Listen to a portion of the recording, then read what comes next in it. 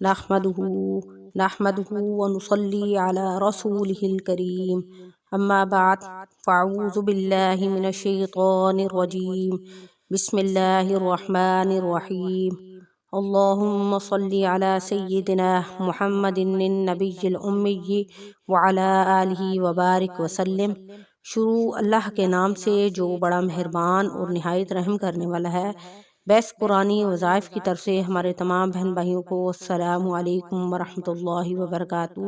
تو امید کرتے ہیں کہ ہمارے تمام بہن بھائی خیریت سے ہوں گے۔ تو آج جو وظیفہ میں آپ کو بتانے لگی ہوں وہ رمضان المبارک کے اس بابرکت مہینے میں آپ کر سکتے ہیں۔ یعنی وظیفے کا طریقہ کار یہ ہے کہ آپ نے پورے مہینے میں آپ نے اس عمل کو کرنا ہے، یعنی رمضان المبارک کے پورے مہینے میں آپ نے اس عمل کو کرنا ہے، بعد میں بھی آپ اس کو کر سکتے ہیں۔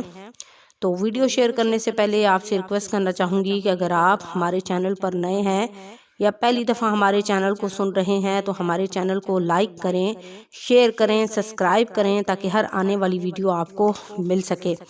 تو جو وظیفہ آج میں آپ سے شیئر کرنے لگی ہوں یہ آپ نے افطاری سے کچھ دیر قبل کرنا ہے، کیونکہ آپ کو پتہ ہے کہ افطاری کے ٹائم جب انسان کوئی بھی دعا مانگتا ہے تو اللہ رب العزت اس کی دعا کو قبول فرماتے ہیں، اور اس وقت روزے دار اور اللہ کے درمیان جو ہے وہ کوئی فاصلہ نہیں ہوتا، اور روزے دار جو ہے وہ اللہ کے بہت زیادہ قریب ہوتا ہے۔ تو اس لیے اس وظیفے کو افطاری کے ساتھ اس لیے خاص کہا گیا کیونکہ افطاری کی گھڑی قبولیت کی گھڑی ہوتی ہے، اور اس گھڑی میں جو بھی دعا کی جائے خلوص دل کے ساتھ وہ ہر حال میں قبول ہوتی ہے۔ تو یہ عمل آپ نے افطاری سے کچھ ٹائم پہلے کرنا ہے۔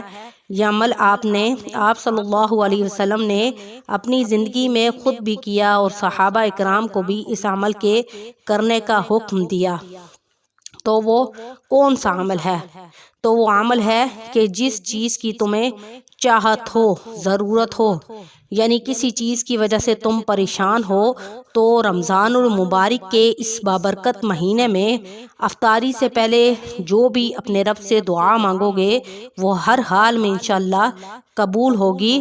تو آپ نے اپنے نبی کی اس سنت کو مد نظر رکھتے ہوئے ہمیں بھی افطاری کے کچھ ٹائم پہلے جو ہے وہ دعا مانگنی چاہیے، کیونکہ یہ آپ صلی اللہ علیہ وسلم کی زندگی میں آپ صلی اللہ علیہ وسلم جو ہے وہ خود بھی اس چیز کا اہتمام کرتے اور صحابہ اکرام کو بھی اس کا حکم دیتے تھے۔ تو اپنے رب سے اس وقت دعا کو آپ قبول کروا سکتے ہو، یعنی کس ٹائم؟ افطاری کے ٹائم۔ تو کچھ لوگ ایسے ہوتے ہیں جو افطاری کے وقت بھی مسلسل دنیاوی باتوں میں مشغول رہتے ہیں، سارا دن تو وہ روزہ رکھتے ہیں، بھوکے پیاسے رہتے ہیں، لیکن پھر بھی جب سارا دن گزر جاتا ہے تو افطاری کے ٹائم بھی وہ دنیاوی باتوں میں مشغول رہتے ہیں۔ تو یہ بہت غلط بات ہے۔ ہمیں اس بابرکت مہینے کی فضیلت کو مد نظر رکھتے ہوئے تمام دنیاوی کاموں کو چھوڑ کر اس وقت صرف اور صرف اپنے رب سے دعا مانگنی چاہیے، اور ہمیں چاہیے کہ افطاری سے کچھ ٹائم قبل تمام کاموں سے فارغ ہو کر دسترخوان پر بیٹھیں، ٹھیک ہے، باوضو حالت میں، یعنی بے وضو نہیں، بلکہ کچھ لوگ ایسے بھی ہوتے ہیں جو بے وضو ہوتے ہیں اور کہتے ہیں کہ جب افطار کر لیتے ہیں تو تب وضو کرتے ہیں۔ ایسا نہیں کرنا ہم نے، بلکہ کیا کرنا ہے کہ افطاری دسترخوان پر بیٹھنے سے قبل ہم نے وضو کر لینا ہے اور پھر اپنے رب کو یاد کرنا ہے۔ اور یعنی کیا ہے کہ افطاری کے ٹائم اس سے پہلے ہم کچھ نہ کچھ وظائف تو کرتے ہیں۔ تو میرے بہن بھائیوں، میں جو وظیفہ آپ کو بتانے لگی ہوں وہ ان تمام بہن بھائیوں کے لیے ہے جو اولاد جیسی نعمت سے محروم ہیں۔ وہ بہت علاج کروا کر تھک گئے ہیں، یعنی انہوں نے کوئی ڈاکٹر نہیں چھوڑا، کوئی طبیب نہیں چھوڑا، کوئی حکیم نہیں چھوڑا، لیکن لیکن علاج کروا کر تھک گئے ہیں، لیکن اولاد کی نعمت سے مایوس ہیں۔ تو یاد رہے کہ اللہ سے بڑا کوئی ڈاکٹر نہیں ہے، اس سے بڑا کوئی طبیب نہیں ہے، اس سے بڑا کوئی حکیم نہیں ہے۔ جب تم دنیا سے مایوس ہو جاؤ تو اپنے رب سے لو لگا لو۔ اپنے رب سے کبھی مایوس نہیں ہونا چاہیے، کیونکہ مایوسی جو ہے وہ کفر ہے۔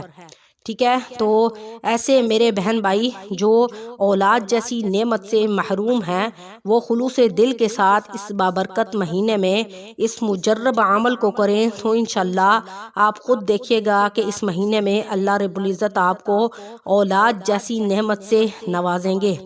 ایک تو یہ وظیفہ جو میں آپ کو بتانے لگی ہوں، یہ وظیفہ آپ نے افطاری سے کچھ ٹائم قبل باوضو ہو کر کرنا ہے، خلوص دل کے ساتھ، خلوص نیت کے ساتھ کرنا ہے، اور یہ اللہ رب العزت کا ایک صفاتی نام ہے، ٹھیک ہے۔ اس کی ایک تسبیح کر کے آپ نے دعا کرنی ہے۔ یہ کوئی مشکل عمل نہیں ہے، مشکل وظیفہ نہیں ہے، بلکہ بہت ہی آسان وظیفہ ہے۔ انشاءاللہ اگر آپ اس کو پورے رمضان المبارک میں معمول کے ساتھ کریں گے تو اللہ کریم آپ کو خوشی سے ضرور بضرور جو ہے وہ نوازے گا۔ اللہ تعالیٰ آپ کو اسی مہینے میں آپ کو اولاد جیسی نعمت سے ضرور نوازے گا۔ تو انشاءاللہ آپ کو اللہ رب العزت جو ہے اولاد نرینہ عطا کرے گا۔ تو وظیفہ کیا ہے؟ تو چلتے ہیں وظیفے کی طرف کہ آپ نے وظیفہ کس طرح کرنا ہے۔ تو آپ نے افطاری سے کچھ ٹائم قبل دسترخوان پر بیٹھ کر، ٹھیک ہے، آپ نے باوضو حالت میں ایک تسبیح یا اللہ یا بارئ، ٹھیک ہے، یا اللہ یا بارئ تسبیح لے لیں۔ نہ آپ نے تعداد میں کمی کرنی ہے اور نہ ہی زیادتی کرنی ہے، ٹھیک ہے۔ ایک تسبیح پر یہ اللہ کا ایک صفاتی نام ہے، یا اللہ یا بارئ۔ روزانہ رمضان المبارک کے اس مہینے میں آپ نے اس عمل کو کرنا ہے اور اس کے بعد دعا کرنی ہے خلوص نیت کے ساتھ، خلوص دل کے ساتھ۔ یہ عورت بھی کر سکتی ہے یہ عمل اور مرد بھی کر سکتا ہے، جو بھی ہے میاں بیوی دونوں کر سکتے ہیں۔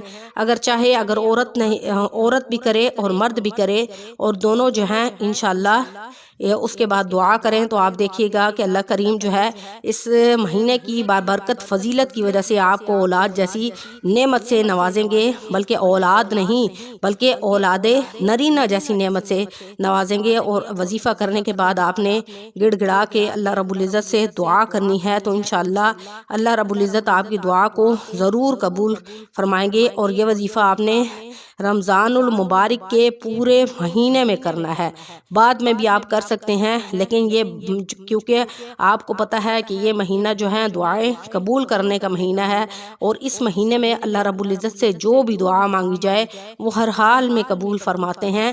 تو وظیفہ کرنے کے بعد آپ نے بولنا نہیں ہے، بلکہ کیا کرنا ہے، اس کے بعد دعا کرنی ہے، ٹھیک ہے۔